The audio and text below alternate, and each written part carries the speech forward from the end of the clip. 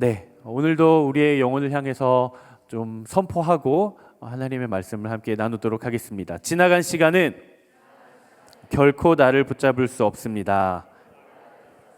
나는 새로운 오늘을 살 것입니다. 오늘은 좀 중요한 날입니다. 오늘 굉장히 중요한 날이에요. 정말 굉장히 중요한 날이어서 이 믿음의 선포를 한 번만 더 반복해서 하겠습니다. 한 번 더 반복할 때에는 습관적으로 하지 마시고요. 이제 우리에게 익숙해졌기 때문에 익숙함으로 하지 마시고 정말 하나님의 일하심과 하나님의 은혜를 사모하는 마음으로 우리의 영혼을 향해 선포하겠습니다. 지나간 시간은 결코 나를 붙잡을 수 없습니다. 나는 새로운 오늘을 살 것입니다. 아멘. 이 거룩한 결단의 고백이 그리고 오늘의 여러분들의 예배가 여러분들의 인생과 여러분들의 삶의 새로운 영적 변곡점이 되기를 축복합니다. 우리가 인생을 살아가다 보면 참 많은 일들이 있는데 언제나 가장 좋은 타이밍이라는 거는 있어요. 음식을 좀 하시나요, 여러분들? 집에서 음식을 하다 보면은 저도 이제 흉내를 조금 내는데 숨이 금방 죽는 야채는요 처음부터 볶고 처음부터 끓이지 않아요. 마지막에 아삭한 식감을 위해 마지막에 넣고 끓이고 또 조리를 합니다. 설탕도 마찬가지예요. 제가 이렇게 유튜브로 공부하면서 이제 요리를 하나씩 이제 하고 있는데 입자가 굵을수록 처음에 넣어가지고 이제 얼른 녹여가지고 맛을 낸다 하더라고요. 언제든지 요리도 마찬가지고 타이밍이라는 게 있습니다. 연애와 결혼은 어떨까요? 연애와 결혼만큼 정말 타이밍이 중요한 것도 없는 것 같아요. 제가 여기서 말하는 타이밍이라는 것은 몇 날 몇 시에 인연을 딱 그 자리에서 딱 기가 막힌 타이밍에 딱 만나야 연애할 수 있다 이런 의미가 절대 아니에요. 미신이에요. 다 믿지 마세요. 그 타이밍이라는 거는 하나님이 나를 준비시켜 가시는 때가 있다라는 거예요. 여러분 빨리 결혼하는 것이 축복이겠습니까? 물론 그것도 좋은 일일 수 있겠지만 준비되어지지 않은 결혼은 파국일 수 있어요. 준비되어지지 않은 연애는요 서로에게 고통일 수 있어요. 준비되지 않은 관계는요 서로에게 상처만 가져다 줄 수 있습니다. 하나님이 그 이끌어 가시고 만나게 하시는 하나님의 적절한 타이밍의 때가 있다는 거예요. 우리의 신앙은 어떨까요? 우리의 신앙도 사실은 마찬가지예요. 제가 오늘 제목을 이렇게 정했어요. 한번 읽어볼까요? 시작. 여러분들은 여러분들의 신앙이 성장해 가기를 원하세요? 정말 아멘이세요? 이 간절한 마음이 있으면 좋겠어요. 신앙은 성장해 가야 합니다. 신앙이라고 하는 것은 성숙해져 가야 돼요. 언제나 어린아이 시절에 머물러 있을 수는 없어요. 그런데 그것도 하나님의 때가 있어요. 성장하게 하시는 때. 그 때가 언제냐? 사람마다 다양할 수 있습니다. 누군가는 삶에서 경험하게 된 어떤 시련이나 고난이 찾아오기도 하고요. 또 하나님이 굉장히 특별한 경험을 하게 하시기도 합니다. 그리고 때로는 우리의 연약함과 수치를 직면하게 하시기도 하세요.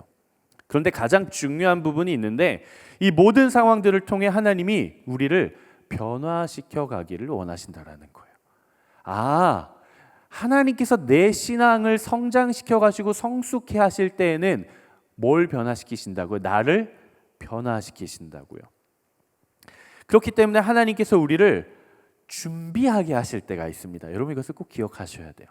아무 생각 없이 그냥 신앙생활 하다 보면 하나님이 우리를 준비하게 하길 원하시는데도 불구하고 우리가 그것을 미처 캐치해내지 못하면 성장의 기회는 또 지나가 버리는 거예요. 우리를 준비하게 하십니다. 무엇인가 우리를 다루세요. 무엇인가 우리를 만져가세요. 그때가 언제인가? 한번 같이 읽어볼까요? 자막을 시작. 나의 신앙이 성장하기 시작. 여러분들이 시련을 경험합니까? 고난을 마주했습니까? 그때가 언제예요? 나의 신앙이 성장하기 시작할 때예요. 하나님께서 여러분들의 인생 가운데 굉장히 특별한 경험을 하게 해주셨습니까? 와 좋다 하고 끝나는 것이 아니라 하나님께서 나를 향해 원하시는 게 있어요. 무엇입니까? 나의 믿음과 나의 신앙과 나의 하나님을 향한 나의 마음들이 성장해 가기를 원하신다라는 거예요. 그런데 참 우리 육신과 마찬가지로요, 우리의 신앙도요, 성장하는 데에는 성장통이 동반합니다. 아무런 고통 없이, 아무런 대가 없이, 아무런 각오 없이는 결코 신앙은 성장하지 않아요. 우리의 신앙, 우리의 믿음이 커져가고 깊어져가고 성장하기 위해서는 과거의 것을 끊어내고 벗어던질 줄 알아야 돼요. 하나님께서 나에게 직면하게 하시는 새로운 것을 받아들일 준비가 되어 있어야 돼요. 연애와 결혼도 마찬가지예요. 좋은 것만 가지고서는 연애와 결혼할 수 없어요. 내가 이 사람으로 인해 고통받은 것을 각오할 수 있어야 돼요. 결혼이라는 것을 통해서 우리가 함께 살아갈 때 우리의 삶에 찾아오는 모든 시련과 환난을 내가 감당해낼 각오가 나한테 있어야 돼요. 저는 정말 오늘만큼은 이 자리에 있는 모든 분들이 정말 나의 신앙이 깊어져 갔으면 좋겠다, 정말 나의 신앙이 성장하고 성숙해 갔으면 좋겠다라는 사모함을 가지고 하나님께서 우리에게 변화를 요구하시고 준비케 하시는 그 모든 것들을 내가 기꺼이 감당하겠노라라고 결단하는 시간이 되기를 주님의 이름으로 축복합니다. 오늘 본문의 이스라엘 백성들이 지금 딱 그런 상황입니다. 말씀을 계속 들으신 분들은 이 흐름을 이어가실 텐데, 지금 이스라엘 백성들은 새로운 시대를 맞이하고 있어요. 새로운 삶으로 나아가고 있습니다. 어떤 삶인가? 40년 동안 영위하고 있었던 광야 생활이라는 민족에서 이제는 하나님이 예비해 주신 약속의 땅인 가나안 땅에 들어가서 유리하는 자가 아니라, 떠도는 자가 아니라, 방황하는 자가 아니라 정착하며 살아가는 삶으로 나아가고 있는 거예요. 광야 생활에서는 광야에서의 삶이 필요했지만 이제는 다릅니다. 이제는 하나님께서 약속하시고 인도하시는 땅에 들어가서 정복하고 정착하며 살아가야 돼요. 새 술은 새 부대에 담아내듯이 이제 그들은 평생 자신이 살아왔던 삶의 방식이 아닌 전혀 다른 새로운 삶의 환경으로 나아가야 된다라는 거예요. 그리고 하나님은 그들이 그러한 새로운 삶의 방향으로 나아갈 수 있도록 하나님께서 그들을 변화시키시고 준비시키시고 새로운 삶을 시작하게 하십니다. 저는 오늘 이 자리에 계신 여러분 모두의 삶이 그렇게 되기를 간절히 바라는 마음으로 말씀을 준비를 했습니다. 이스라엘 백성들의 지금 상황이 어떻습니까? 하나님의 기적으로 요단강을 건너왔어요. 그리고 가나안 땅 그 지역들을 정복하기 전, 그러니까 영적 전쟁을 치러내기 전, 지금 이스라엘 백성들은 하나님 나라의 거룩한 백성으로서의 삶이 무엇인지, 구체적이고 실제적인 삶이 무엇인지를 배워가고 있는 중입니다. 이스라엘 백성들은 하나님께서 예비하셔서 그냥 거저주는 땅이 아니라 지금 하나님께서 예비하셨지만 이스라엘 백성들은 영적 전쟁과 직접적인 전쟁을 통해 그 땅을 취해야 돼요. 전쟁에서 승리해야 돼요. 정복해야 돼요. 그리고 정착해야 돼요. 그리고 그 땅에서 살아내야 하는 겁니다. 온전히 하나님을 믿고 따라가기 위해서는 그들에게도 성장이 필요했고 변화가 필요했어요. 그래서 하나님은 그들을 준비시킵니다. 여러분 꼭 기억하십시오. 우리의 인생에도 스텝이 있어요. 페이지가 있어요. 다음 페이지로 넘어갈 때에는 하나님께서 우리로 하여금 준비시킵니다. 우리는 간절히 소망하죠. 하나님, 저 성령의 열매 맺고 싶어요. 저 그냥 많은 은혜, 풍성한 은혜 누리고 싶어요 라고 이야기를 하죠. 근데 하나님은 반대로 물어보세요. 그럼 그 은혜를 누릴 준비가 너는 되어 있니? 성령의 열매를 맺을 준비가 너의 삶에는 되어 있니라고 아마 물어보실 겁니다. 다음 단계로 넘어가기 위해서는 하나님은 늘 우리를 준비시킨다라는 거예요. 그럼 이스라엘 백성들의 상황을 한번 봅시다. 여호수아 5장 1절, 여호수아서 5장 1절 말씀 한번 같이 읽어보도록 하겠습니다. 시작. 요단강 서쪽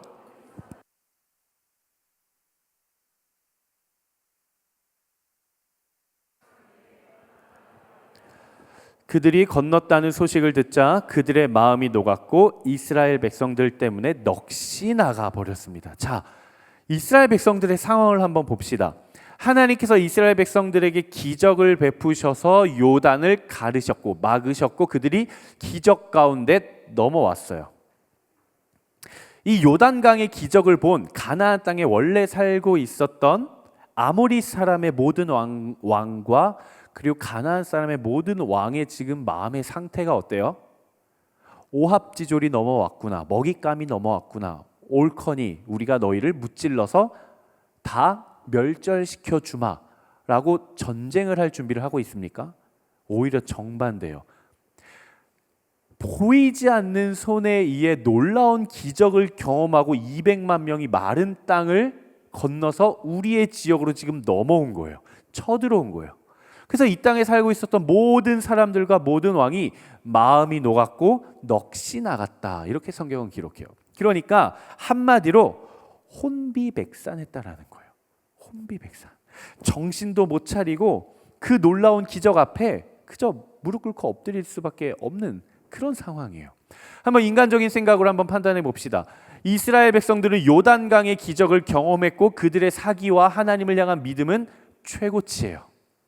그 누구 하나 낙오하지 않고 200만 명, 300만 명이 다 넘어왔어요. 그리고 마침 그 땅에 있는 모든 왕들은 혼비백산에서 두려움에 떨고 있어요. 여러분들이라면 그 땅을 점령할 때 가장 좋은 시기는 언제입니까? 바로 지금이에요.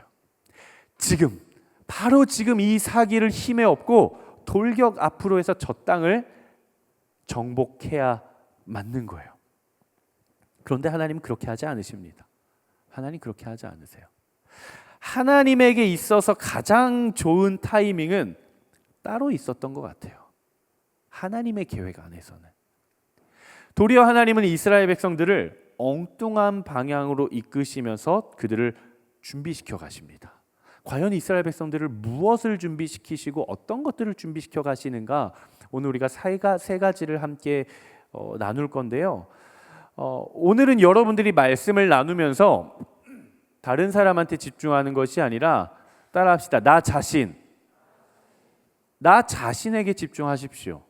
내가 지금까지 평생 살아온 나의 삶, 내가 처한 상황, 내 영적 상태, 하나님과의 관계, 여러분들의 존재에 집중하시고 여러분들의 본질에 집중하시고 여러분들의 내면에 집중하십시오. 하나님 안에서의 여러분들에게 집중하면서 이스라엘 백성들을 어떻게 이끌고 준비하시는지 함께 세 가지로 나눠보도록 하겠습니다. 첫 번째, 한번 큰 소리로 같이 읽어보도록 하겠습니다. 시작. 하나님께서는 이스라엘 백성들을 이끌고 전쟁을 치르시기 전에 가장 좋아 보이는 타이밍이 있음에도 불구하고 그것을 포기하시고 가장 먼저 무엇을 하시는가? 수치를 없애신다라는 거예요. 하나님이 이스라엘 백성들의 수치를 먼저 해결하기를 원하셨어요. 지금 하나님께 중요한 거는 이스라엘 백성들이 그 땅을 정복해서 땅을 빼앗고 성을 빼앗고 승리를 하는 것보다 더 중요한 게 뭐예요? 지금 결과를 내는 것보다 더 중요한 게 뭐예요? 이스라엘 민족들이 붙들고 있는 영적인 관계적인 마음의 그 수치를 하나님께서 가장 먼저 해결하기를 원하셨다라는 겁니다. 여호수아 5장 2절 3절 말씀이에요. 여호수아 5장 2절 3절 말씀 한번 같이 읽어보도록 하겠습니다. 시작. 너는 돌칼을 만들어 이스라엘 백성들에게 다시 할례를 시행하여라. 그래서 여호수아는 돌칼을 만들어 할례산에서 이스라엘 백성들에게 할례를 시행했습니다. 하나님께서 이제 전쟁을 치러야 하는 이스라엘 백성들을 향해서 뭐라고 말씀하시는가? 할례를 행해라 이렇게 이야기를 합니다. 할례라는 것이 무엇인가? 그때 당시에는 이제 남성이 인구 개수에 해당이 됐기 때문에 남성들의 신체 일부를 칼로 베어내는 예식입니다. 이스라엘 백성들에게 있어서 이 할례의 예식은 굉장히 중요한, 하나님께서 특별히 요구하시고 명령하신 아주 중요한 예식이었어요. 그런데 한번 생각을 해봅시다. 아이가 싸우겠습니까? 노인이 싸우겠습니까? 성인 남자가 싸우겠습니까? 전쟁을 나가면 당연히 성인 남자가 전쟁을 치러야죠. 근데 지금 하나님께서는 도리어 전쟁을 앞두고 있는 그 사람들 앞에 신체의 일부를 잘라서 오히려 병상 가운데 누워 있어라 라고 이야기를 하십니다. 합리적이지 않죠. 이성적이지 않아요. 납득이 되지도 않습니다. 살점을 떼어내고 아물 때까지 얼마나 고통스럽겠어요. 지금처럼 뭐 의료시설이 있는 것도 아니에요. 이제 막 광야에서 40년 살다가 겨우 강 건너가지고 딱 왔는데 신체의 일부를 잘라내라는 거예요. 마음대로 움직일 수도 없어요. 하나님께서 왜 그렇게 하셨을까? 왜 그렇게 하셨을까? 우리의 생각과 우리의 판단과 우리의 상식으로는 이해할 수 없는 하나님의 영적인 차원의 의미가 담겨 있기 때문에 그래요. 우린 이것을 볼 수 있어야 돼요. 성경을 읽을 때에도 마찬가지고 여러분들이 하루라는 인생을 살아내면서도 하나님께서 이해할 수 없는 상황을 내 앞에 마주하게 하셨으면 내 생각과 내 상식을 뛰어넘어 일하시는 하나님의 영적인 의미와 영적인 메시지가 어디에 있을까를 발견할 수 있어야 돼요.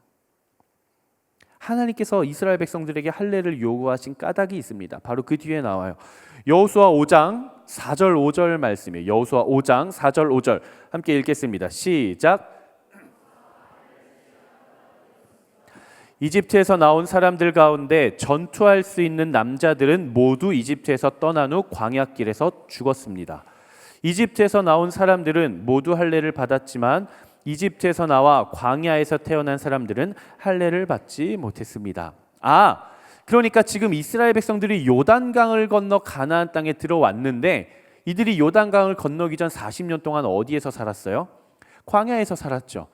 그러니까 지금 이 말은 이런 거예요. 이스라엘 백성들이 애굽에서 탈출해서 구원을 경험하고 출애굽해서 나올 때 그 남자들은 다 뭘 이미 받았다? 할례를 이미 다 받은 사람들이었다. 근데 이스라엘 백성들이 애굽에서 가나안 땅까지 일주일이면 갑니다. 근데 40년을 돌아요. 왜? 하나님 앞에 민족이 모두가 불순종했기 때문에. 그래서 그 40년이라는 세월 동안 할례를 이미 받고 언약 백성이 돼서 출애굽한 모든 사람들이 어디서 죽어요? 광야에서 싹 죽어요. 하나님께서 그들을 불순종으로 인해 약속의 땅으로 들이지 않겠다라고 말씀하셨어요. 광야에서 다 죽어요. 그러면은 광야에서 40년 동안 살아가면서 40년 동안 태어난 아이들이 있을 거 아니에요. 광야 베이비들. 그 광야 베이비들은 애굽의 생활을 기억하지 못해요. 경험해 본 적이 없어요. 노예 생활을 경험해 본 적이 없어요. 태어나면서 지금까지 내가 경험해 본 거라고는 광야에서 만나 먹고 메추리 잡아 먹고 이것밖에 없는 거예요. 거기서는 할례를 받지 않았던 거예요. 그러니까 지금 한 세대가 바뀌고 나서 새로운 삶으로 나아가기 이전에 하나님께서 그들에게 뭐라고 말씀하세요? 할례 받지 않은 모든 자들은 할례를 받을지어다. 근데 우리는 여기서 생각해 봐야 됩니다. 그럼 왜 하필? 하필 그럼 왜? 강 건너기 전에 미리 받게 하시지. 회복하고 나서 건너면 좀 좋아요. 강도 건넜겠다. 적진이 바로 앞에 여리고성이었어서 언제 화살을 날라올지 모르는데 거기서 살을 자르고 거기서 할례를 받으라는 거예요. 굳이 길갈이라는 지역에 넘어와서 요단 동편 모압 평지에서 그 넓은 데서 그냥 편하게 할례 다 받고 준비 다 해서 오면 되겠는데 굳이 넘어와서 길갈이라는 지역에 와서 하나님이 할례를 하라고 하시는 거예요. 왜? 굳이. 우리는 길갈이라는 지역의 의미에 대해 눈여겨봐야 됩니다. 이스라엘 백성들에게 있어서 이 길갈이라는 지역은요, 따라해 봅시다. 회복의 장소. 길갈이 굉장히 중요합니다, 여러분. 길갈. 하나님께서는 이스라엘 백성들을 성장시키시고 변화시키시고 준비시키시면서 가장 먼저 그들이 뭘 하기를 바라셨어요? 회복하기를 바라셨어요. 그들이 성장하고 변화를 이루고 준비하고 모든 것을 갖추기 이전에 하나님께서 그들에게 원하셨던 것이 바로 회복이에요. 하나님 그럼 무슨 회복을 원하셨는가? 여호수아 5장 9절 말씀 읽어보겠습니다. 여호수아 5장 9절 말씀 시작.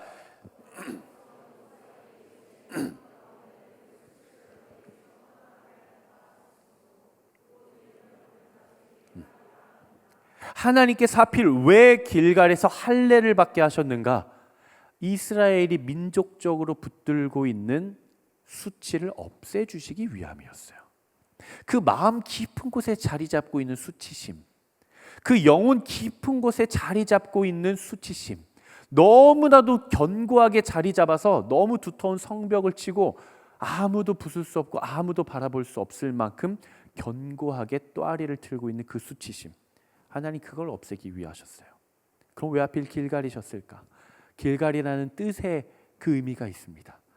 길갈이라는 지역의 뜻이 떠나게 하다, 없애다, 이런 의미가 있어요. 그러니까 길갈이라는 지명의 의미는 떠나게 했다, 없앴다, 굴러갔다, 사라졌다, 제거했다, 해결했다, 이런 의미가 있는 거예요. 즉 길갈은 이스라엘의 수치가 떠나간 장소다라는 의미가 있습니다. 어떤 수치인가? 바로 그게 애굽의 수치예요.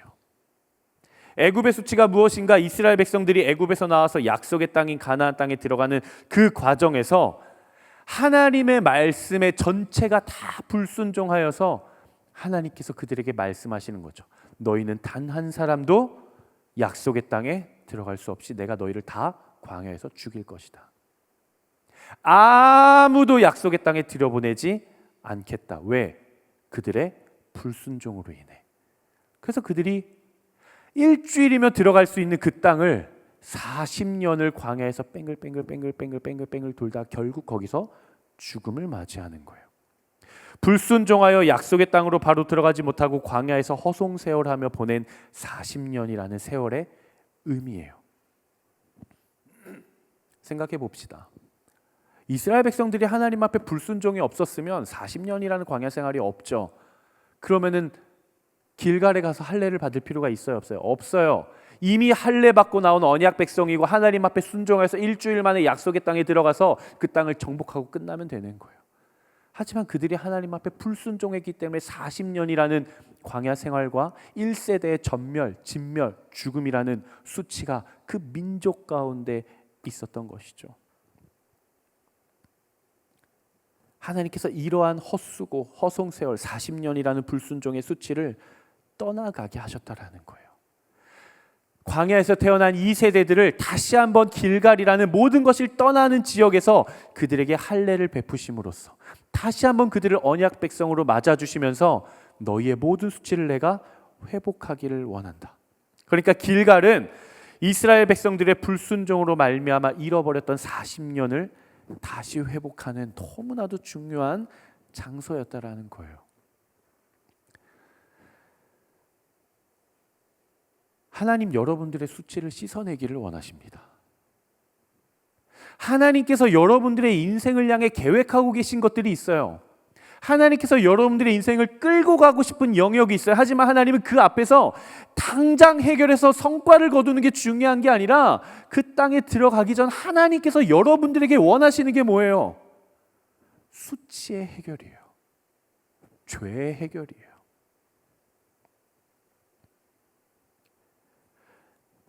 우리는 예수님의 십자가를 붙들어야 됩니다. 십자가는요, 제가 말씀을 묵상하면서 말씀을 준비하면서 십자가를 묵상해 보니까 제가 십자가를 묵상할 때 기쁨과 자유함만을 묵상했거든요. 근데 하나님께서 수치를 묵상하게 하시는 거예요. 십자가에는 수치가 반드시 동반해요. 수치 없는 십자가는 없어요. 예수 그리스도께서 지신 십자가를 상상해 보십시오. 생각해 보십시오. 예수님께서 그 크신 십자가를 지시면서 예수님께서 막 어깨 막 코코넛 2개 짊어지시고 무거운 십자가를 으쌰 이 정도는 거뜬하다 이러고 그냥 터벅터벅 갈보리 산을 올라가셨습니까? 옷을 좋은 옷 다 입고 신을 신발 다 신고 깨끗하게 씻고 머리 세팅도 하고 십자가 지고 그렇게 화려하게 가셨습니까? 아니요. 누구보다 수치스럽게 가셨어요. 그 수치를 당하실 필요가 없는 분이심에도 불구하고 그는 수치를 당하셨어요. 가시 면류관, 가장 큰 가시를 가져다가 면류관을 만들어 놓고, 가시 면류관이 그냥 머리에 얹는 게 아니에요, 여러분. 머리에 얹어서 누르는 거예요. 가시가 박혀서 빠져나오지 못하게 관자놀이를 찍어 누르게. 그게 가시 면류관이에요. 그렇게 가시를 머리에 박아요. 그리고 채찍으로 모든 살점을 다 뜯어냅니다. 옷을 벗겨요. 창으로 찔러요. 얼굴에 침을 뱉어요. 조롱해요. 네가 진짜 하나님의 아들이면 내려와봐. 네가 너를 스스로 구원해봐. 심지어 로마의 병정들은 예수님의 그 십자가를 찢을 때 그 옷자락을 찢어가지고 그 옷자락에 기적이 있으니까 찢어가지고 서로 제비뽑기해서 나눠 가지기 시작해요. 심지어 십자가의 알몸으로 모든 수치를 다 조롱을 받으시면서 십자가에 달린 그 순간에 죄질이 나빴던 그 강도가 그 옆에서 비웃기 시작해요. 네가 무슨 예수야? 네가 무슨 하나님의 아들이야? 예수님은 시작부터 끝까지 조롱으로 시작하였고 조롱으로 끝났습니다. 십자가를 묵상하면 묵상할수록 반드시 따라올 수밖에 없는 단어가 수치예요. 여러분에게 있어서 예수님의 십자가는 어떤 의미가 있습니까? 우리는 고백하죠. 누구든지 나를 따르려거든 자기 자신을 부인하고 자기 십자가를 지고 나를 따를 것이니. 아, 주님, 저도 제 십자가 지고 주님 따를게요. 근데 우리는 십자가의 권한과 십자가의 축복과 십자가의 혜택만을 누리고 싶어 하지 않습니까? 십자가를 진다라는 것은 수치를 감당한다라는 거예요. 십자가를 진다라는 것은 나의 수치를 내가 모두 받겠다라는 거예요. 우리의 죄가 드러나면 왜 힘듭니까? 내가 죄인이라는 것이 밝혀지면 왜 그렇게 몸서리치게 힘듭니까? 수치스럽기 때문 아니에요. 그냥 내가 죄를 지었구나라는 그 팩트, 그 사실관계가 중요한 게 아니라 내가 그것밖에 안 되는 인간이라는 실망감과 수치가 나에게 몰려오기 때문에 힘든 것 아닙니까? 자유의 반대말이 무엇입니까? 자유의 반대말은 수치예요. 그럼 수치의 반대말은 무엇입니까? 그것이 바로 자유예요. 우리는 예수 그리스도의 십자가를 통해 자유할 수 있는 자격과 권리를 이미 얻었어요. 여러분 이것을 믿으시죠?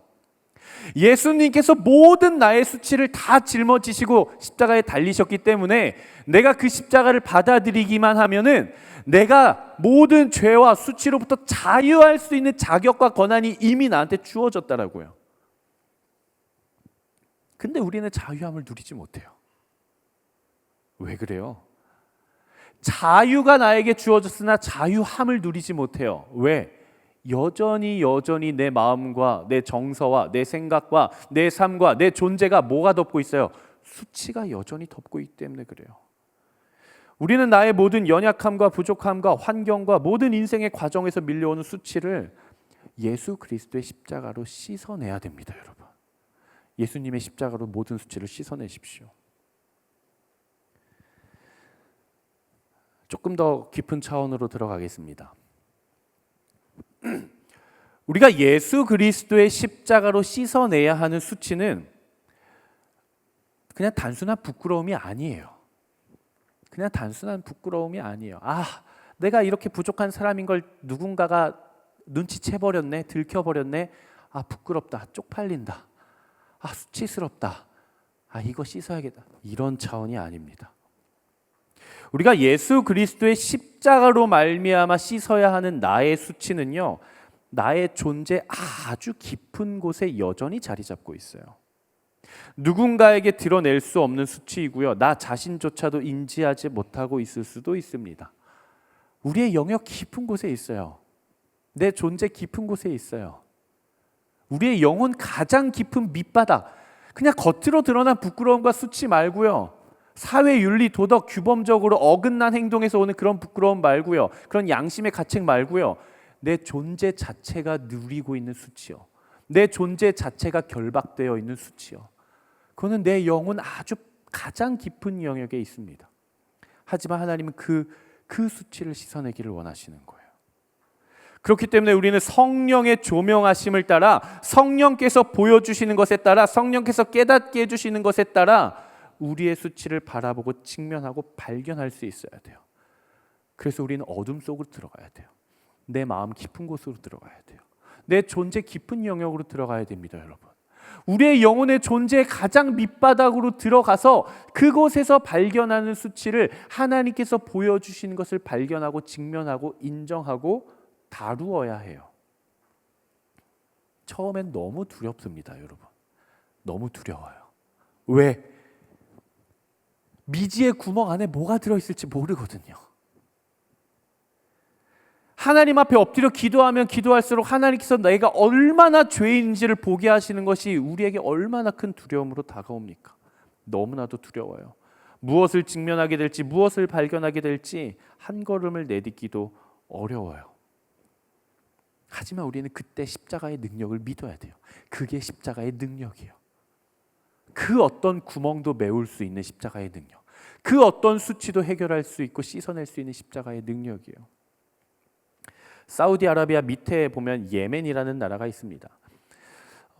수백 년 동안 예멘 전체가 두려움에 떨었던 지옥의 우물이라고 불렸던 구멍이 있어요. 바르호세 우물이라고 불렸는데 이 예멘 사람들한테 저 구멍은요, 악마의 구멍, 지옥의 우물, 죽음의 우물 이렇게 불렸습니다. 지름 폭이 30m고 깊이가 200m가 넘는데요. 수많은 사람들에게 두려움을 가져다 주었죠. 저 칠흑같이 어두운 구멍 속에 도대체 뭐가 살고 있을지 모르니까 가까이만 가면 그렇게 지독한 시체 썩은 냄새 같은 아주 지독한 악취가 올라왔대요. 사람들이 가까이 하지도 않았고 들여다보지도 않았고 두려워하고 있는 그런 우물이었어요. 그러던 중에 동굴 탐사대가 꾸려집니다. 아주 전문적인 전 세계에서 전문가들이 싹 모여서 동굴 탐사대가 꾸려져요. 현지인들의 만류에도 불구하고 그 지옥의 구멍에 들어가게 됩니다. 50m, 100m, 150m, 200m, 마침내 250m를 넘어 그 구멍 가장 밑바닥까지 내려갔을 때 그 탐사대가 발견했던 것이 무엇이었을까요? 그들이 무엇을 발견하게 됐을까요? 그들의 눈앞에 펼쳐진 것은 다름 아니라 광활한 저 사막 아래 숨겨져 있던 너무나도 아름다운 대자연이었어요.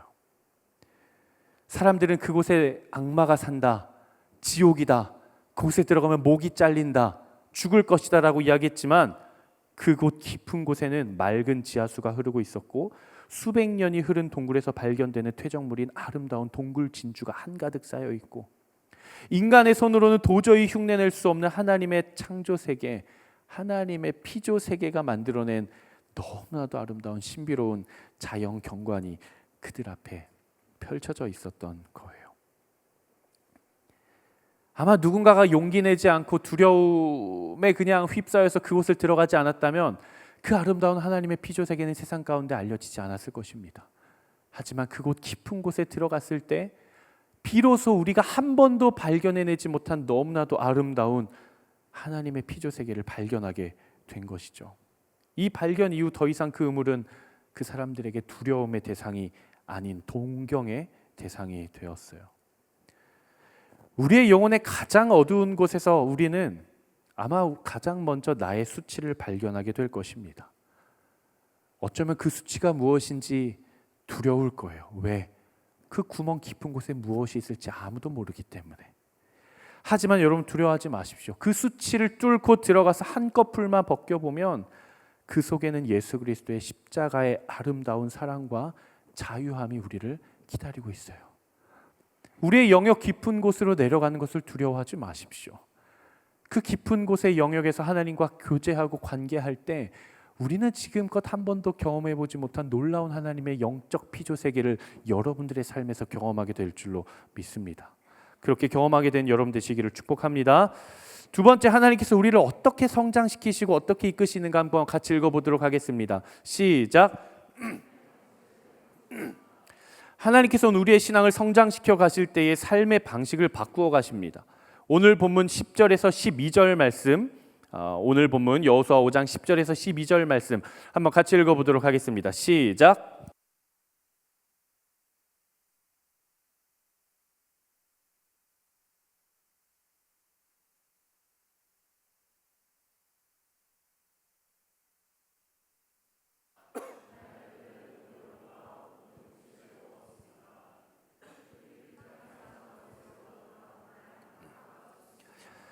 이스라엘 백성들을 위한 만나는 더 이상 없었습니다. 이스라엘 백성들이 요단강을 건넜던 날짜가 언제인 줄 아세요? 이제 이런 거는 외워도 될 것 같아요. 1월 10일이에요. 몇 월 며칠? 1월 10일. 이스라엘 백성들이 40년 전 애굽에서 탈출했던 첫 달을 1월로 정했습니다. 탈출할 때 지금이 너희의 1월이 되게 하라. 하나님께서 명령을 해요. 그게 유대력이에요. 유대력으로 1월은 양력으로 한 4월쯤 됩니다. 그러니까 우리가 지금 8월이니까 유대력으로는 한 4월에서 5월 시기인 거죠. 그러니까 이스라엘 백성들이 출애굽할 때 1월로 지정했고 40년 동안 광야 생활이 지나고 나서 요단강을 건너 약속의 땅에 발을 디뎠을 때가 몇 월? 1월이라는 거예요. 이스라엘 백성들이 출애굽할 때 지켰던 절기가 있습니다. 무슨 절기죠? 유월절이라는 절기예요. 유월절, 6월이 아니라 넘길 유에 넘길 월, 죽음이 우리로부터 넘어갔다 해서 유월절이에요. 그래서 유월절은 이것도 외워보세요. 유대력으로 1월 14일이에요. 2월 14일은 발렌타인데이, 3월 14일은 화이트데이, 1월 14일은 유월절. 1월 14일 유월절이에요. 그런데 이스라엘 백성들이 오늘 본문을 보니까 요단강을 건너서 그들이 유월절을 지켰다 이렇게 이야기를 해요. 즉 이것은 정확하게 40년의 세월을 광야에서 보내다가 이제 가나안 땅에 들어와 첫 달 1월을 지내게 됐다라는 의미입니다. 성경에서 40이라는 숫자는 굉장히 중요한 의미를 지닙니다. 이스라엘이 광야 생활을 몇 년 했습니까? 40년을 했어요. 예수님께서 공생애를 시작하시기 전에 광야에 나아가 시험을 받으십니다. 며칠간? 40일간 시험을 받으십니다. 그리고 예수님께서 십자가에 달려 죽으시고 부활하셔서 이 땅에서 40일간 제자들과 함께 교제하시다가 승천하십니다. 노아의 홍수가 이 땅을 모두 쓸어버릴 때 며칠 동안 비가 내렸을까요? 40주야로 비가 내렸습니다. 모세가 하나님의 율법, 그 거룩한 율법을 받을 때 시내산에 올라가서 준비한 기간이 며칠일까요? 40일입니다. 그리고 이스라엘 백성들에게 있어서, 유대인들에게 있어서 원 제너레이션, 한 세대는 몇 년입니까? 40년입니다. 즉 40이라는 숫자는 여러분 기억하십시오. 이전의 것에서 완전히 새로운 것으로 변화될 때 사용하는 기간이 40이라는 기간이에요. 온누리교회는 작은 예수 40일 새벽 기도회를 하죠. 올해는 사순절 기간 40일 기간 했지만 예년부터는 원래는 이제 연말에서 연초 한 해를 마무리하고 한 해를 준비하는 기간 중 40일을 구별해서 하나님 앞에 새벽 예배로 드리죠. 너무 의미 있는 시간이에요. 정말 좋은 시간이에요. 이스라엘 백성들의 상황을 한번 보겠습니다. 그들은 40년 광야 생활 이후에 이제는 광야에서 사는 백성들이 아닌 가나안 땅에 들어가서 사는 백성으로 완전히 새로운 것으로 변화되는 시점에 있어요. 그들의 삶의 방식이 이제는 완전히 바뀌는 겁니다. 삶의 처소도 바뀌고요, 터전도 바뀌고요, 살아가는 방식도 바뀌고요, 삶의 패턴도 바뀌고요, 그들이 살아가는 목적도 바뀝니다. 그리고 그것을 가장 극명하게 설명하고 있는 오늘 성경 본문이 무엇인가? 그들이 40년의 세월을 지나 요단강을 건너 약속의 땅으로 디뎌서 40년 만에 그 땅에서 나는 소산을 먹기 시작하자 그들이 40년 동안 먹었던 만나가 끊어졌다라는 거예요. 12절의 말씀의 선포를 보십시오. 이렇게 이야기를 해요. 그들이 그 땅에서 난 것을 먹은 다음 날 만나는 그쳤습니다. 이스라엘 백성들을 위한 만나는 더 이상 없었습니다. 하나님께서 이스라엘 백성들의 삶의 방식을 바꾸어 가시는 것이죠. 하나님께서 약속하신 그 땅, 가나안 땅으로 들어갔으면 이제 이전의 삶의 방식은 끊어져야 되는 거예요. 하나님께서 약속하신 그 땅으로 들어가 그 땅의 소산을 먹기 시작했으면 이전의 만나는 그쳐야 되는 거예요. 그 이스라엘 백성들을 위한 만나는 없어야 되는 거예요.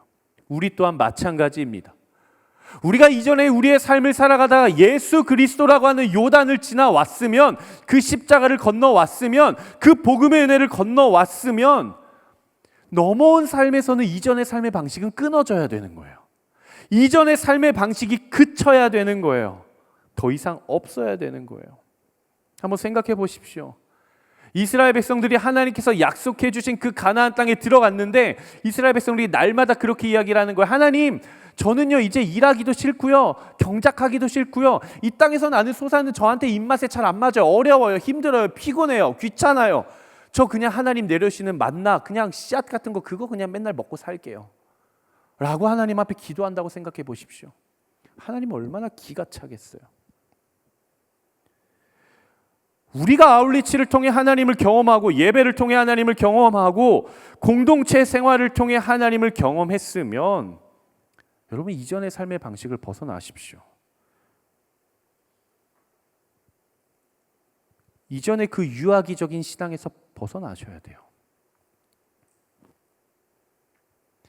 나의 신앙이 내 신앙의 연차가 길어지면 길어질수록 신앙생활이 길어지면 길어질수록 하나님을 경험하고 하나님을 알아가면 알아갈수록 그 이전 단계에 있었던 그 유아기적인 신앙은 벗어버려야죠. 끝내야죠. 삶의 방식은 끊어내야죠. 새로운 것으로 나아가야죠. 우리가 언제까지 하나님의 은혜만 구하고 은혜만 받고 하나님께서 떠먹여 주시기만 하는 만나만 구하며 거기서 만족하며 살아가겠습니까? 여러분 우리가 착각하면 안 돼요. 여러분 신앙생활 하는 거 은혜 받으려고 하는 거 절대 아닙니다. 여러분 착각하지 마십시오.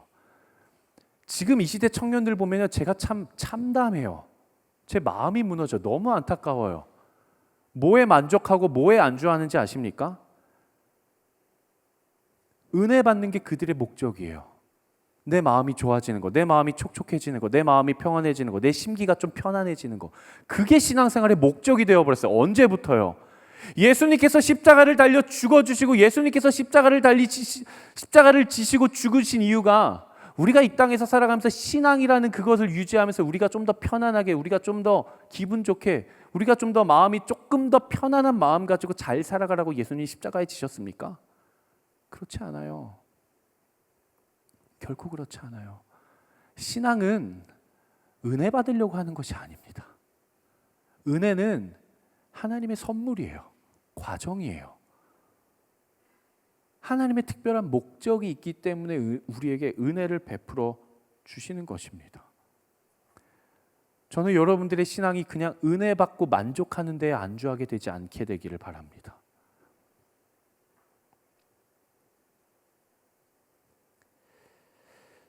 웃어야 돼요. 화내는 것 같으니까. 웃어야 돼요. 제가 너무 안타까워서 그래요. 제가 우리 청년들 보면서 너무 안타까워서 그래요. 하나님께서 우리를 사랑해 주시고 용서해 주시고 받아 주시고 이해해 주시고 세워 주셨고 회복해 주셨으면 여러분 우리가 그것을 받기만 할 것이 아닙니다. 우리가 받았으면 건너왔으면 그렇게 살아가야죠. 내가 하나님 앞에 용서받고 사랑받았으면 나도 누군가를 용서하고 사랑해야죠. 왜 내가 용서받는 것만 바라십니까? 왜 내가 사랑받기만 바라십니까? 왜 내가 인정받기만 바라고 내가 세워지기만 바라고 내가 드러나기만 바라십니까? 하나님께서 우리에게 모든 걸 다 주셨는데 왜 그걸 누리고만 하고 싶어 하십니까? 내가 받은 만큼 살아내야죠.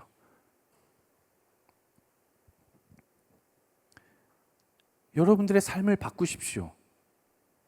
하나님께서 여러분들을 부르시고 보내신 자리가 있으면 그 자리에 합당한 삶으로 나아가십시오. 광야에 있을 땐 광야의 삶이 필요했어요. 하지만 약속의 땅에 들어왔을 땐 더 이상 광야의 삶이 필요하지 않아요.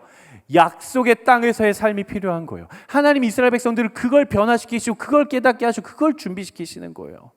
하나님께서 여러분들을 부르신 자리가 있습니까?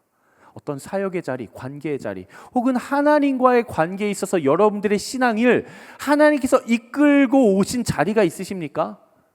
그러면 그 자리에 합당한 삶으로 살아내게 되시기를 주님의 이름으로 축복합니다. 이전의 삶을 완전히 탈피하십시오. 너무나도 유약하고 어린아이 같은 신앙에서 벗어나십시오. 성숙해져야 돼요. 웃어야 돼요. 웃으면서 얘기를 해야 돼요.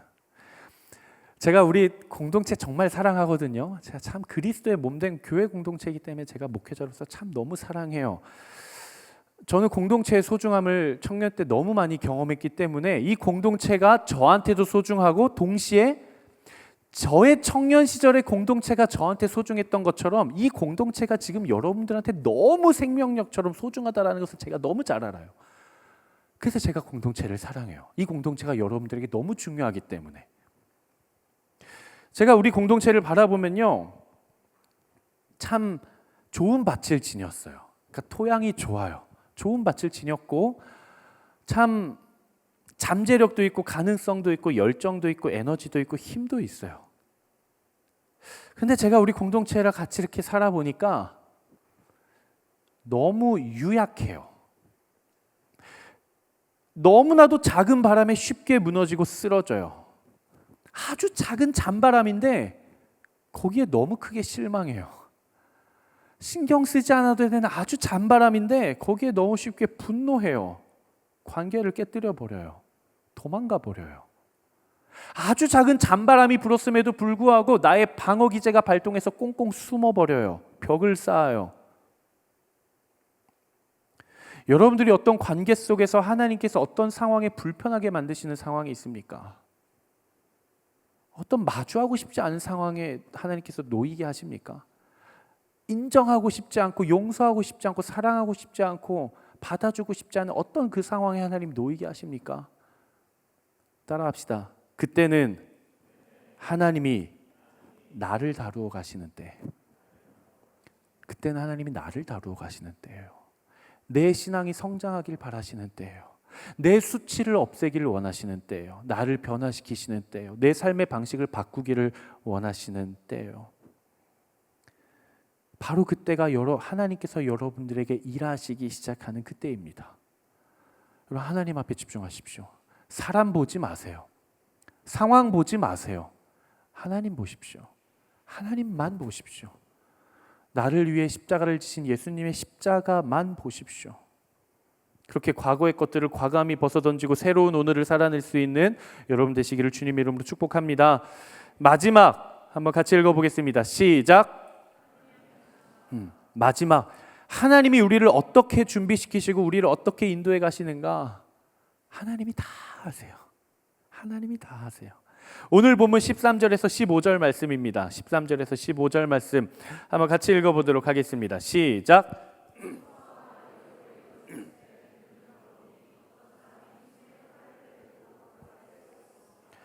여호수아가 그에게 다가가 말했습니다. 당신은 우리 편이요 우리 원수의 편이요. 그가 대답했습니다. 아니다. 나는 지금 여호와의 군사령관으로 왔다. 그러자 여호수아가 땅에 엎드려 경배하고 그에게 말했습니다. 내 주께서 종에게 무슨 말씀을 하시렵니까? 여호와의 군사령관이 여호수아에게 말했습니다.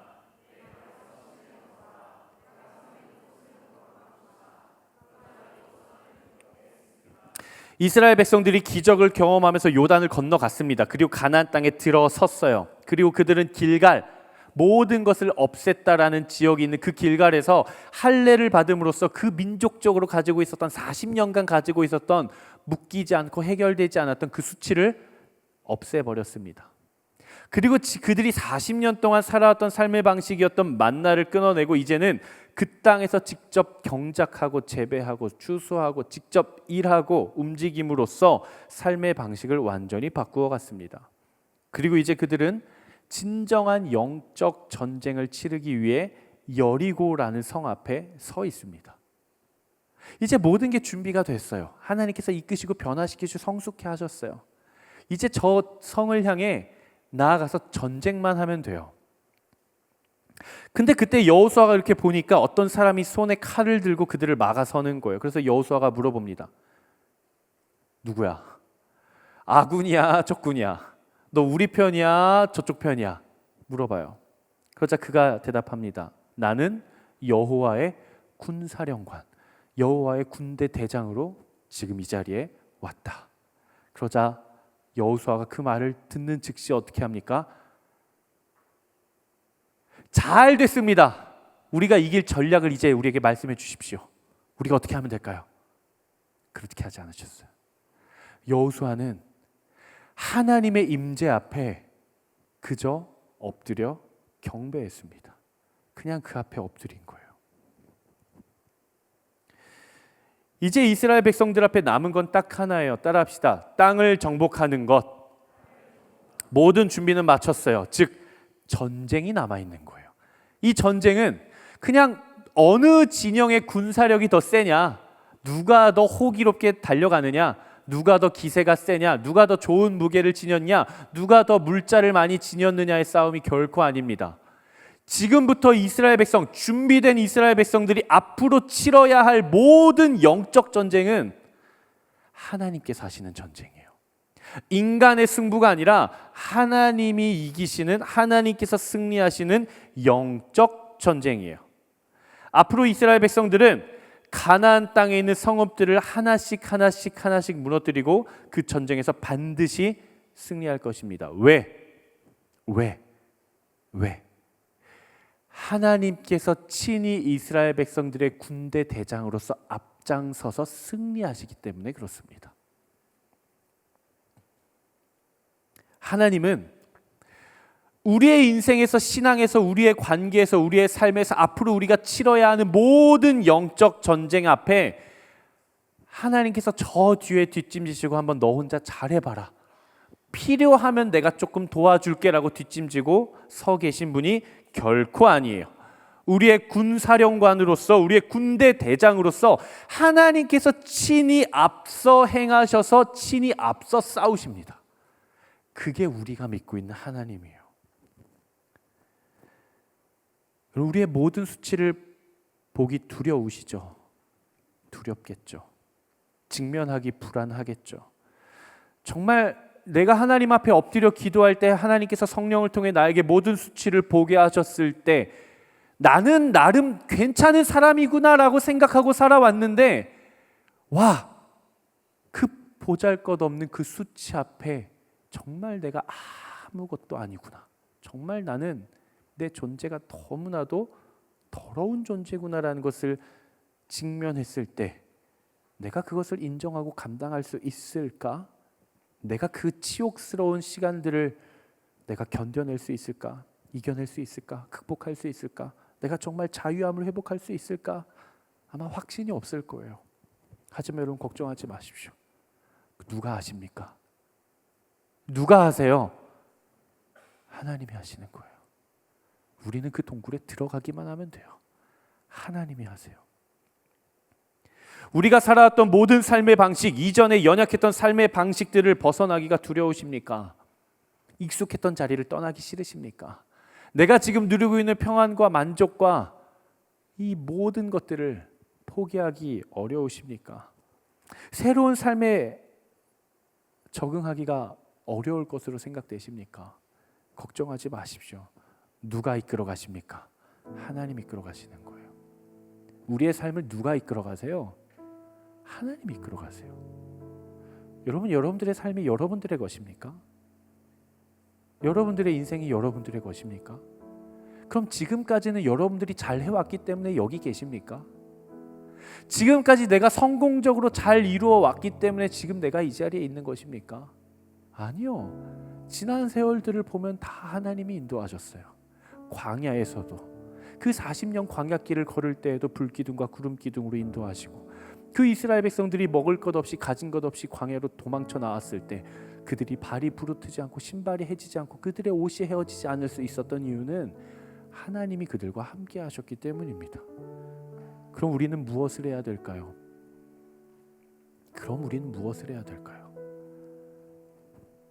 사랑하는 여러분, 청년의 때의 거룩을 회복하십시오. 하나님 앞에서 거룩을 회복하십시오. 세상의 헛된 가치와 진리들이 우리를 끊임없이 유혹하기 시작할 때 거룩을 세워가십시오. 우리가 하나님 앞에 해야 할 것은 딱 한 가지입니다. 거룩을 회복하고 우리가 선 그 거룩한 땅에서 나의 세상의 신을 벗고 내가 걸어왔던 길, 나에게 익숙한 그 길, 그 모든 삶들을 벗어두고 딱 한 가지, 하나님 앞에 엎드리는 거예요. 우리가 할 수 있는 건 하나님 앞에 엎드리는 것밖에 없습니다, 여러분.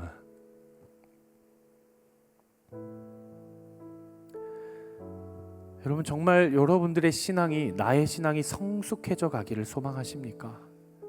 정말 내 믿음의 깊이가 깊어져 가기를 원하세요? 정말 유약한 그 어린아이와 같은 조그만 상처에도 울며 불며 실망하고 도망쳐가는 그런 신앙이 아니라 정말 세상에 거친 바람이 와도 끄떡없이 서 있을 수 있는 담대한 믿음과 같은 그런 신앙을 갖기를 원하세요? 우리가 할 수 있는 것 딱 하나예요. 거룩을 회복하고 하나님 앞에 엎드려 경배하십시오. 바짝 엎드리십시오. 하나님 앞에 엎드리십시오. 세상의 신을 벗고 하나님 앞에 엎드려 경배함으로 정말 담대한 신앙의 여정을 살아낼 수 있는 여러분 되시기를 주님의 이름으로 축복합니다. 말씀을 마무리하려고 합니다. 하나님은 이스라엘 백성들을 이끄시면서 그들을 준비시키시고 그들을 성숙해 하시고 그들을 변화시켜 가십니다. 그들의 모든 수치를 벗어주시고 그들의 삶의 방식을 바꾸어 가십니다. 그리고 친히 그들의 인생의 영적 전쟁의 군사령관으로, 군대 대장으로 그들의 리더가 되어주십니다. 그리고 그들을 위해 친히 싸우시고 그들을 위해 전쟁을 치르시고 마침내 승리를 가져다 주십니다. 사랑하는 여러분, 바로 오늘 이 시간 하나님 앞에 엎드리십시오. 하나님, 제가 할 수 있는 것이 아무것도 없습니다. 하나님, 저는 썩 잘난 사람이 아닙니다. 하나님, 저는 썩 괜찮은 사람이 아니었습니다. 하나님, 제 영혼 존재 깊은 곳에 있는 수치를 발견하게 해주십시오. 직면하는 것이 두렵지만, 내가 그것을 감당할 수 있을까 두렵지만, 한번 예수님 그 십자가 의지해 보겠습니다. 그 능력 한번 의지해 보겠습니다. 주님, 저를 찾아와 주셔서 제 영혼 깊은 곳 어두움을 발견하게 해주시고 하나님 그것을 씻어주시고 하나님 자유함을 허락해 주십시오. 예수님께서 십자가를 지심으로 자유가 선포되었는데 하나님, 내 마음이 자유하지가 않습니다. 하나님, 자유를 허락해 주십시오. 자유함을 허락해 주십시오. 이러한 간절한 마음 가지고 여러분 이 시간에는 하나님 앞에 엎드리십시오. 하나님 앞에 모든 것을 경배를 올려드리고 인정하는 시간 되시기를 축복합니다. 이 시간 우리가 같이 함께 말씀을 붙들고 간절한 마음 가지고 우리가 하나님 앞에 나아가서 찬양하고 우리 함께 기도하며 나아갈 건데요. 하나님, 정말 만왕의 왕이신 하나님, 만주의 주이신 하나님, 내 영혼에, 내 마음에, 주님 내 삶에 친히 시간을 뚫고 하나님 찍고 들어오셔서 내 삶에 역사하여 주십시오. 이러한 간절한 마음이 있으신 분들 한번 우리 함께 자리에서 한번 일어나서 함께 결단하며 찬양하겠습니다. 예수 우리 왕이여, 예수 우리 왕이여, 이곳에 오셔서 보좌로 주여 임하사 찬양을 받아 주소서. 주님을 찬양하오니, 주님을 찬양하오니,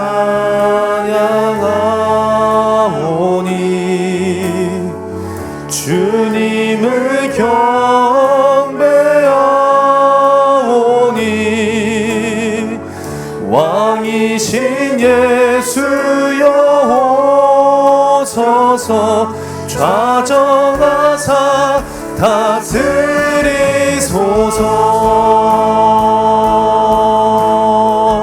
예수 우리 왕이여, 예수 충분한 경배를 올려드립시다. 이 시간 이 찬양 안에 들어갑시다. 이곳에 오소서.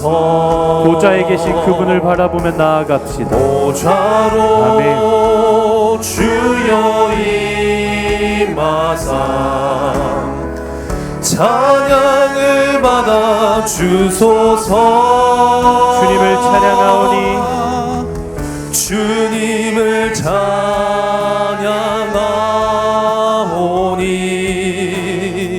주님을 경배하오니, 왕이신 예수여 오셔서 좌정하사 다스리소서. 주님을 찬양하오니, 주님을 찬양하오니,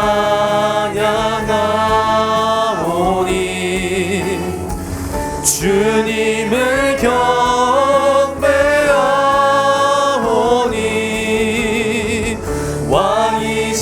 예수여 오셔서 좌정하사 이 시간 다시 한 번 더 전심으로 고백합니다. 주님을 찬양하오니 주님을 네 주님, 우리가 이 시간 마음을 높여 주님을 높이며 경배합니다. 하나님, 이곳에 주의 거룩한 보좌로 삼아 주시옵소서. 왕이신 예수여 오셔서 좌정하사 우리 다시 한 번 더 전심으로 고백합니다. 주님을 찬양하오니 주님을 찬양하오니 주님을 경배하오니 왕이신 예수여 오셔서 좌정하사 다스리소서. 주님을 찬양하오니 여러분들의 마음을 깨뜨리십시오. 이 시간 이곳에 계신 하나님께만 집중하십시오. 이 시간 나를 부르시고 나를 다루기를 원하시는 그 하나님 앞에 우리의 영혼이 집중해야 합니다. 하나님만 바라보십시오. 하나님께만 집중하십시오. 하나님께만 경배하십시오.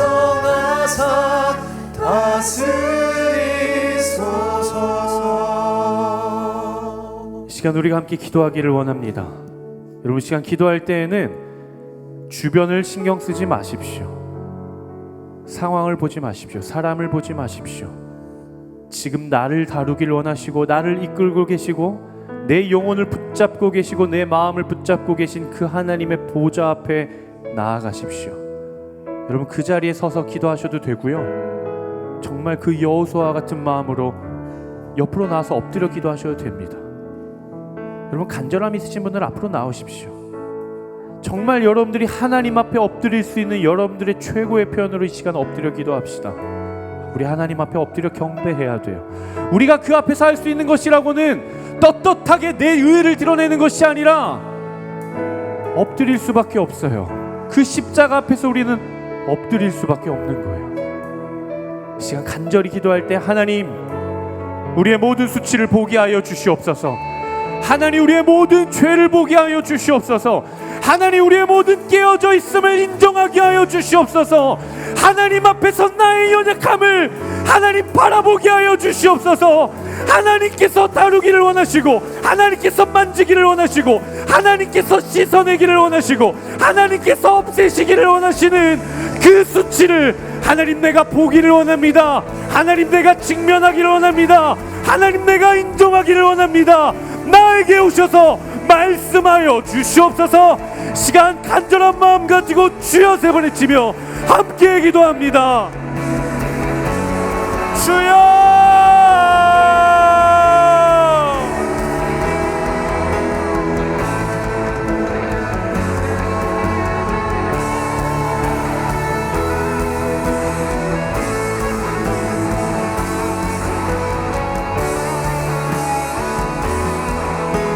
하나님, 이 시간 우리가 마음을 깨뜨립니다. 하나님, 교만해져 있었던 우리의 모든 하나님 생각과 감정과 영혼과 우리의 모든 판단과 계획과 의가 하나님 안에서 깨어지게 하여 주시옵소서. 하나님, 우리의 모든 높아져 있는 우리의 자고한 목이 꺾이게 하여 주시옵소서. 하나님, 내가 외면했던 죄를 바라보게 하여 주시옵소서. 하나님, 내가 덮어두었던 수치를 하나님 드러내시옵소서. 주여! 주님을 찬양하오니 주님을 경배하오니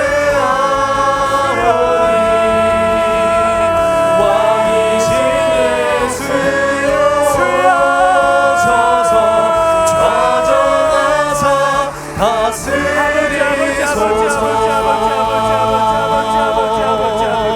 주님을 하나님, 내가 엎드립니다. 하나님, 내가 그 앞에 경배합니다.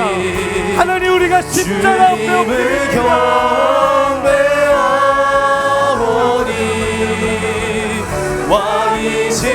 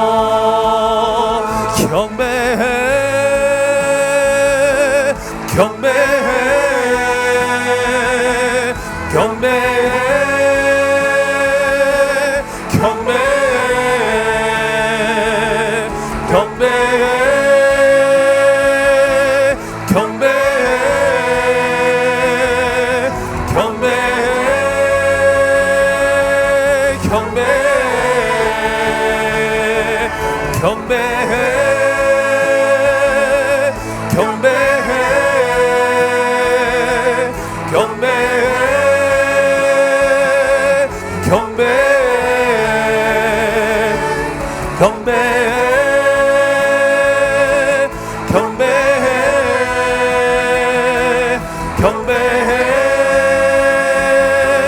경배해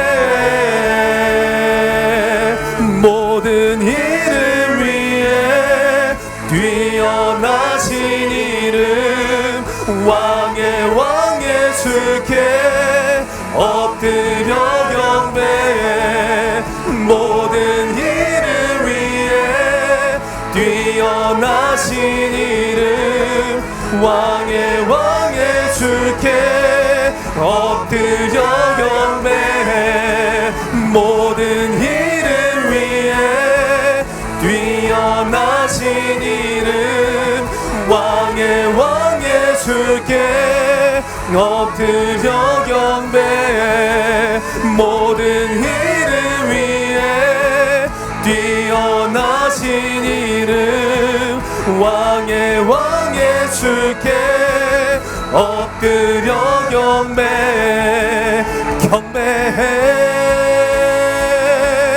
경배해 경배해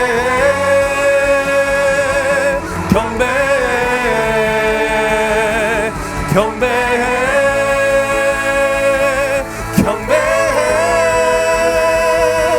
경배해 경배해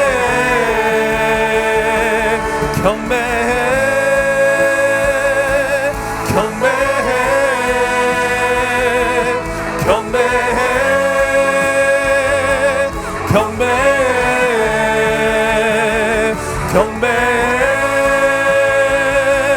경배해 경배해 경배해 모든 일을 위해 뛰어나신 이름 왕의 왕 예수께 엎드려 경배해 모든 일을 위해 뛰어나신 이름 왕의 왕 예수께 엎드려 경배해 모든 일을 위해 뛰어나신 이름 왕의 왕 예수께 엎드려 경배해 모든 일을 위해 뛰어나신 이름 왕의 왕 예수께 엎드려 경배해. 여러분 우리 시간 마지막 한 번 더 기도하며 나아가겠습니다. 여러분 우리가 세상에서 붙들 수 있는 게 예수님의 십자가밖에 없습니다. 여러분 그것 외엔 답이 없어요. 여러분들이 어떤 상황 가운데 어떤 씨름을 하고 어떤 고민을 가지고 어떤 기도 제목을 가지고 어떤 영적 전쟁을 치르고 있는지는 모르겠습니다. 하지만 여러분 결국 그 답은 딱 하나예요. 나를 구원하신 예수 그리스도의 십자가. 여러분 그 능력밖에는 없습니다. 우리의 인생의 모든 길의 해답은 예수님의 십자가의 능력밖에는 없어요. 여러분 이 시간 기도합시다. 하나님 그 예수 그리스도의 십자가의 복음을 나에게 주시옵소서. 모든 수치와 모든 죄와 모든 연약함과 나의 모든 부족한 것들을 씻어내고 하나님 나를 만족해 할 십자가, 나를 평안케 할 십자가, 이미 나에게 주어진 자유를 온전히 누릴 수 있는 그 자유함의 십자가, 그 기쁨의 십자가의 복음을 허락하여 주시옵소서. 시간 주여 한번 외치며 기도합니다. 주여 하나님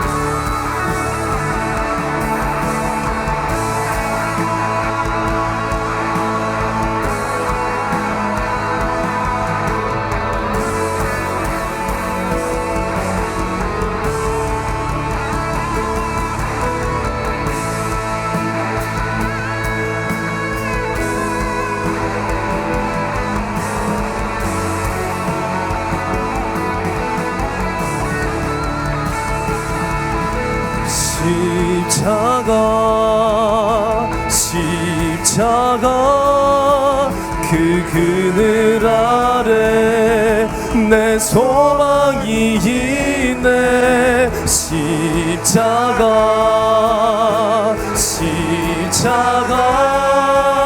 그 그늘 아래 내 생명이 있네. 십자가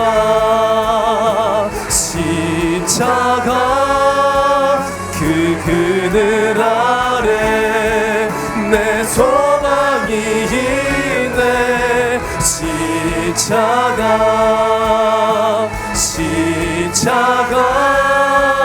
그 그늘 아래 내 생명이 있네.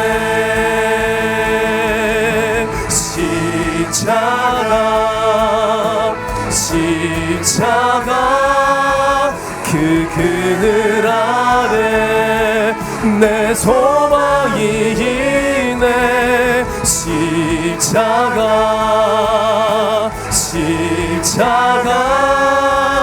그 그늘 아래 우리 같이 고백하며 기도합시다. 우리 소망함을 가지며 찬양합니다. 십자가 여러분, 그 십자가를 붙들고 소망하십시오. 다른 것을 의지하는 것이 아니라 십자가의 능력만 의지하십시오. 그것이 나에게 생명이 되고 나에게 능력이 됩니다. 십자가가 내 삶의 소망입니다. 여러분, 고백하십시오. 찬양하십시오. 그 그늘 아래 우리 시간 마지막으로 전심으로 우리의 마음을 높이며 찬양하며 나아갑니다. 십자가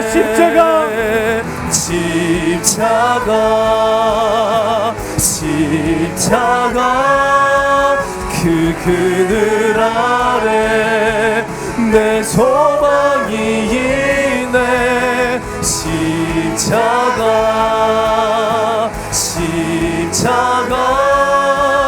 그 그늘 아래 내 생명이 있네. 하나님 아버지, 하나님, 우리가 살아왔던 모든 인생의 걸음과 여정 가운데 하나님께서 우리와 함께 하셨음을 우리가 고백합니다. 하나님, 나를 변화시키길 원하시고 더 깊은 차원으로 들어가길 원하시고, 하나님, 내가 가지고 있는 이 보잘것없는 작은 신앙이나마 회복시키시고 성장케 하기를 원하시는 하나님, 하나님께서 마주하게 하신 모든 상황 가운데 엎드려 회개하게 하여 주시옵소서. 경배하게 하여 주시옵소서. 하나님, 우리의 존재에, 우리의 영혼 깊은 곳에, 그 시면에, 그 어두운 구멍 깊은 곳에 가리워져 있고 덮어놨고 외면했던 나의 수치와 나의 조롱과 나의 모멸과 나의 상처와 쓴뿌리의 기억들이 있습니다. 하나님, 만져주십시오. 하나님, 회복시켜 주십시오. 하나님, 그곳 가운데 주의 복음의 빛을 비추어 주시옵소서. 하나님, 우리의 모든 수치와 연약함을 씻어 주시옵소서. 존재의 수치를 씻어 주시옵소서. 예수 그리스도의 능력으로, 하나님 거룩한 보혈로 씻어 주시옵소서. 그리하여서 이미 나에게 선포된 복음의 자유가 하나님 온전히 내가 누릴 수 있는 귀하고 복된 인생 되게 하여 주시고, 하나님께서 우리를 이끌고자 하시는 그 영역 가운데 담대하게 나아가 하나님 앞에 엎드려 경배하는 그런 인생 되게 하여 주시옵소서. 하나님, 우리의 믿음의 근육을 키워주시고 마음의 근육을 키워주시고, 하나님, 그 어떤 바람에도 그 어떤 풍파와 풍랑에도 흔들리지 않고 쓰러지지 않는 담대한 반석과 같은 믿음을 우리에게 허락하여 주시옵소서. 하나님, 우리의 삶을 주님 손에 맡겨드립니다. 하나님, 거룩한 예물을 구별하였습니다. 이 예물 주 앞에 올려드립니다. 이 예물이 사용되어지는 모든 처소마다 하나님의 놀라운 역사가 나타나게 하여 주시옵소서. 하나님, 예물뿐만이 아니라 나의 믿음의 고백도, 부족한 나의 이 믿음도 주 앞에 다 내어드립니다. 하나님, 내가 붙들고 있었던 모든 것 다 내어드립니다. 주여, 사용하여 주시고 영광 받아 주시옵소서.